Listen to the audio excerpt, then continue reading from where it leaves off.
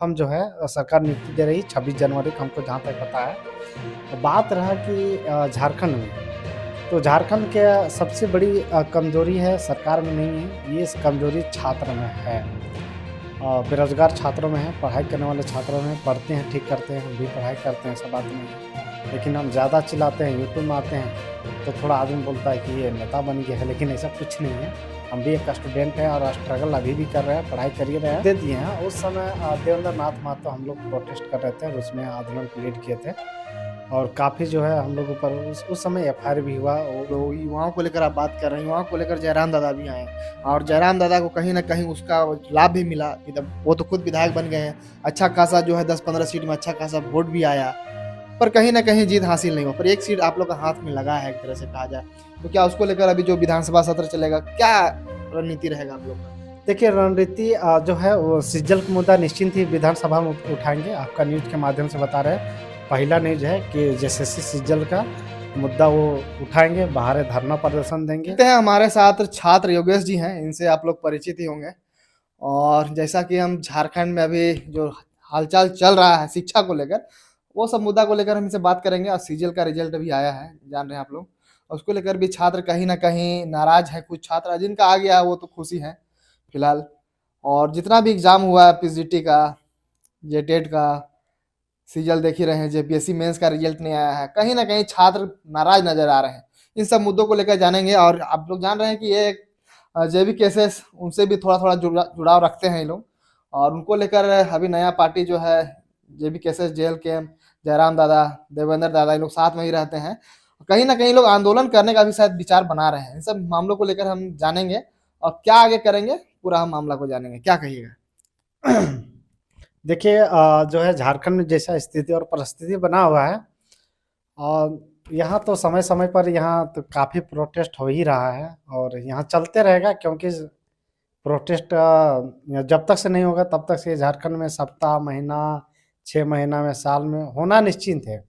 क्योंकि बिरसा मुंडा, सिद्धू कान्हू, चांद भैरव, शेख भिखारी सबने 6-6 महीना शासन में गैप कर करके ये प्रोटेस्ट इन लोग आंदोलन जंग छिड़ते थे अंग्रेजों से। काफ़ी जो है बाहरियों को तीर वगैरह बहुत सारे जो है इन लोग करते थे, भगाने का किए थे, काम किए थे, ज़मीन बचाने के काम किए थे, बहुत सारे जो है झारखंड के मुद्दों को लेकर ये। तो ये झारखंड जो है, अब उन लोग जो अब शहीद हो गए तो अब छात्र ही कर रहे हैं और इसी तरह जो है संघर्ष जारी है। जब तक लड़ाई, जब तक जीत नहीं होती तब तक होगा, जब तक न्याय नहीं होगा तब तक से इसी तरह संघर्ष जारी रहेगा।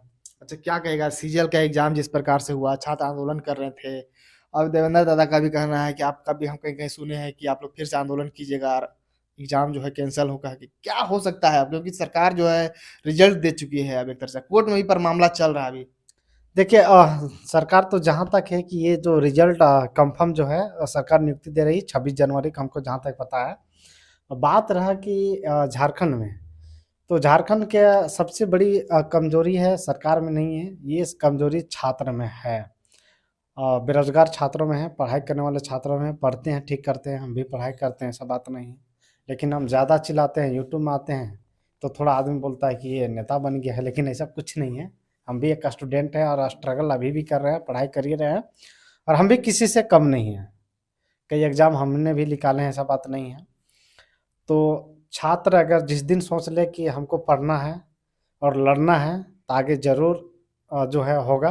क्योंकि अब बीपीएससी में देखिए, बिहार के लड़का से भी सोचना चाहिए कि एक दिन में झुका दिए कि नॉर्मलाइजेशन नहीं होना चाहिए बीपीएससी में, तो नहीं होगा, वो झुक गया आयोग। तो यह झारखंड के बच्चों में दम नहीं है। अगर दम होता तो आज गड़बड़ी, ये हड़बड़ी में गड़बड़ी, रिजल्ट जो नहीं जारी होता। पर क्या लगता है, इससे पहले जब फरवरी में एग्जाम हुआ तो उसमें रद्द हो गया, अभी जो है सरकार क्या मंशा था कि कहीं ना कहीं रिजल्ट हम जल्दी देते, और वही चीज सरकार हुआ। रिजल्ट तो दे दिए हैं। उस समय देवेंद्र नाथ महतो हम लोग प्रोटेस्ट कर रहे थे और उसमें आंदोलन को लीड किए थे और काफ़ी जो है हम लोग ऊपर उस समय एफआईआर भी हुआ, वो उसी की वजह से जेल भी गए हूँ देवेंद्र नाथ महतो। तो हम लोग आंदोलन करते हैं तो सच्चे और ईमानदार से करते हैं, ये बच्चों को बरगलाने वाला काम नहीं करते हैं। भले बच्चे कुछ कुछ जो है समझ लेते हैं, घर बैठे समझ लेते हैं और वो रोड में नहीं आते हैं, तो वो उसका बकचोदा उसका आदत है, कुछ कुछ लोगों का ही करते हैं। लेकिन जहाँ तक लगता है कि ये रिजल्ट जो है रद्द होने वाला नहीं है आज ज़्यादा। अच्छा, हमको एक ठो बात बताइए, आप लोग युवाओं को लेकर आप बात कर रहे हैं, युवाओं को लेकर जयराम दादा भी आए हैं और जयराम दादा को कहीं न कहीं उसका लाभ भी मिला। वो तो खुद विधायक बन गए हैं, अच्छा खासा जो है 10-15 सीट में अच्छा खासा वोट भी आया, पर कहीं न कहीं जीत हासिल नहीं हुआ। पर एक सीट आप लोग का हाथ में लगा है एक तरह से कहा जाए, तो क्या उसको लेकर अभी जो विधानसभा सत्र चलेगा, क्या रणनीति रहेगा आप लोग का? देखिए रणनीति जो है वो सिज्जल का मुद्दा निश्चिंत ही विधानसभा में उठाएँगे, आपका न्यूज़ के माध्यम से बता रहे हैं। पहला न्यूज़ है कि जेएसएससी सिज्जल का मुद्दा वो उठाएँगे, बाहर धरना प्रदर्शन देंगे और वो जहाँ तक वो संभव है तो वहाँ तक कर ही सकते हैं। सवा 3 पौने 4 करोड़ जनसंख्या है यहाँ पर, इकल्ले वो विधायक नहीं बने हैं और बहुत सारे विधायक हैं, 81 है विधायक मंत्रियों हैं, 12 मंत्री हैं और बाद बाकी विधायक हैं।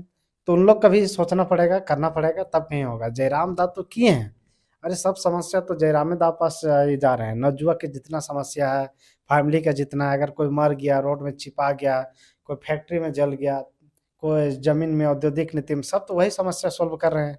ऐसा बात नहीं है कि जयराम-दा चुप बैठे हुए हैं, वो तो कर ही रहे हैं। उसके बाद तो पेशाब करने का समय ही नहीं मिल रहा है। वो तो दिन-रात मेहनत कर रहे हैं, लोगों की सेवा कर ही रहे हैं। अब सीजन में बोलिएगा तो सीजन में सदन में उठाएँगे, विधायक जिस तरह चुना है, उस तरह सीधे सदन में उठाएँगे, आवाज़ तो उठाएँगे ही उठाएँगे। पर क्या लगता है कि एक अकेला विधायक या अलग अलग पार्टी का, जेएमएम का है, कांग्रेस का एक तरह से गठबंधन का सरकार है, सुनेगा, कुछ कार्रवाई होगा, अब लगता है आपको? देखिए इनका मांग रहेगा आवाज़ उठाने का, ये चीज़ सारा तो माननीय मुख्यमंत्री साहब के हाथ में, स्पीकर के हाथ में रहेगा, वो चीज़ करने का। लेकिन जो एक जायज़ मांग रहेगा, ये तो सदन में कम से कम आवाज़ तो उठाएँगे। पहले तो कोई आवाज़ नहीं उठाता था, तो ये तो अब कम से कम आवाज़ उठाएँगे। ये तो कम से कम ज़ाहिर होगा छात्रों का, कम से कम ये तो हम लोग का भरोसा होगा कि चलिए सदन में कोई हम लोग के नवयुवक के लिए कोई आवाज़ उठाया है। पर क्या लगता है, जिस प्रकार पार्टी सोची थी कि हम एक तरह सीएम का चेहरा थे वो, सीएम बनने वाले थे और 1-2 सीट किस प्रकार देख रहे हैं? देखिए एक तरह से बहुत ही अच्छा सपना था, अच्छा था। भले नहीं हो पाया, चाहे बीजेपी भी चुनाव झारखंड में लड़ा था सबसे पहली बार, तो ऐसा नहीं है कि वो उसका 14-15 सीट आ गया था, 50-20 सीट आ गया था, ऐसा नहीं है। वो भी आए थे तो 1-2 सीट भी आया था। अगर जेएमएम भी चुनाव लड़ा था, माननीय मुख्यमंत्री साहब भी कॉलेज का चुनाव लड़े थे, हेमंत सोरेन, वो भी हार गए थे कॉलेज का चुनाव में। तो ऐसा कुछ नहीं है, धीरे-धीरे होगा। ये 6 महीना रजिस्ट्रेशन किया हुआ है और इतना वोट आ रहे हैं, 1/3 वोट आया है और एक विधायक भी बने हैं, तो आने वाला दिन के लिए जयराम दा है सीएम। अच्छा, क्या लगता है कहीं न कहीं जो है इंडिया गठबंधन को जयराम दास के खड़ा होने से, आप लोग खड़ा मेहनत करने से, कहीं न कहीं गठबंधन को लाभ भी मिला है? लाभ जयराम दा को नहीं मिला है। नहीं, गठबंधन को, इंडिया गठबंधन को, जेएमएम को, कांग्रेस को, आरजेडी को, बहुत देखिए सारा सीट में जिस प्रकार से बीजेपी को नुकसान हुआ, तो कहीं न कहीं इसको लाभ मिला है। हाँ, ये तो बोल सकते हैं लेकिन राजनीतिक कुछ कह नहीं सकते हैं कि जनता किधर पलटवार करेगी, क्या करेगी, नहीं करेगी। क्योंकि सबसे ज़्यादा तो शासन बीजेपी ही किए थे। बीजेपी ही किया है, ऐसा बात नहीं है और जनता जिसको चाहती है वो करती है। माननीय मुख्यमंत्री साहब को चाहे जनता तो बने मुख्यमंत्री। मतलब एक तरह से जो बीजेपी का बात कर रहे हैं, बीजेपी से कहीं न कहीं लोग जो है नाराज़ हैं, जो अभी देखने को भी मिला इस चुनाव में। देखिए जो कूटनीति या क्या बोल सकते हैं कि सब आदमी समझ ही जाता है कि कौन क्या करने वाला है, नहीं करने वाला है। तो सब समझते हैं, ऐसा बात नहीं है और जनता भी, नवयुवक भी जान रहे हैं कि कौन क्या करेगा, नहीं करे। भले वो रोज़गार दे दिए, बहुत ही अच्छा है, लेकिन ओपन फॉर ऑल में वो भी जो है मतलब कि क्लोज़ किए थे 3rd और 4th ग्रेड, लेकिन वो भी 11-13 जिला में बाँटे थे और काफ़ी उसमें भी नियुक्तियाँ गड़बड़ी हुआ है। लेकिन जो है यहाँ नीति आज तक से नहीं बना पाई।